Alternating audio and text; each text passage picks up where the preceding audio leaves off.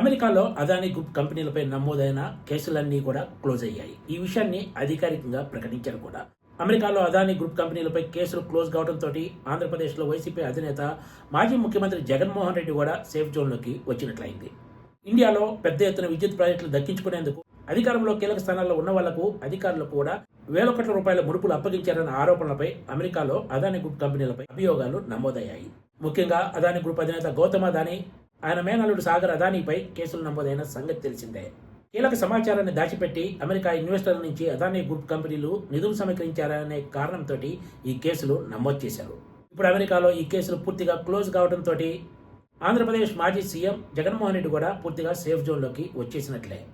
Telugu Desam party ప్రతిపక్షంలో ఉండగా అప్పటి వైసీపీ సర్కార్ solar energy corporation of India సెక్కితో కుదుర్చుకున్న ఒప్పందాలపై పెద్ద ఎత్తున విమర్శలు, ఆరోపణలు చేసింది.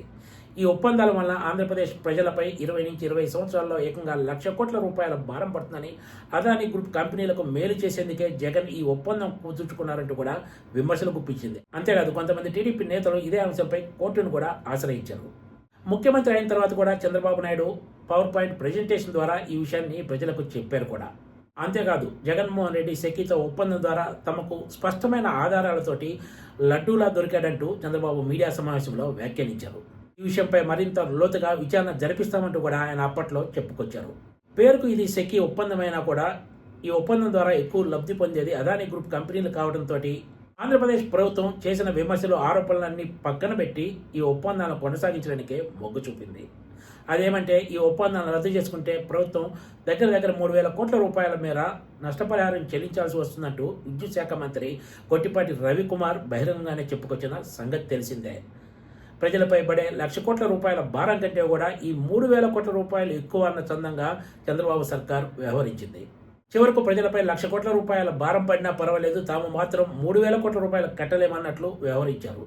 వాస్తవానికి ఈ ఒప్పందాన్ని రద్దు చేస్తే ఎక్కడ కేంద్రంలోని మోడీ సర్కార్కు కోపం వస్తుందనే కారణంతోనే ముఖ్యమంత్రి చంద్రబాబు నాయుడు ఈ విషయాన్ని చూసి చూడనట్లు వదిలేశారనే చర్చ అధికార వర్గాల్లో ఉంది.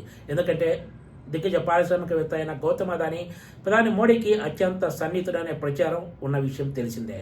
సెకీ ఒప్పందం వల్ల జగన్కు భారీ ప్రయోజనం కలిగిందని, దీనికి సంబంధించి తమ దగ్గర స్పష్టమైన ఆధారాలు ఉన్నాయని చెప్పి కూడా చంద్రబాబు సర్కార్ ఈ విషయంలో ఎలాంటి ముందడుగు వేయలేకపోయింది. ఇప్పుడు అసలు సెకీ ఒప్పందం విషయంలో ఏమీ జరగనట్లే అంతా గప్చుప్గా పనులు చేసుకుంటూ వెళ్తున్నారు. అమెరికాలో అదానీ కేసులు క్లోజ్ కావడంతో ఆంధ్రప్రదేశ్లో జగన్ కూడా సేఫ్. దీంతో ఒక తిరుపతి లడ్డూ కేసే కాదు, సెకీ లడ్డూ కేసు కూడా క్లోజ్ అయినట్లే. అటు కేంద్రంలోని మోడీ సర్కార్, ఇటు ఆంధ్రప్రదేశ్లోని చంద్రబాబు సర్కార్ వివిధ కేసుల్లో జగన్ను రక్షించే ప్రయత్నం చేస్తున్న చర్చ టీడీపీ వర్గాల్లో కూడా ఉంది. Please subscribe TGTV.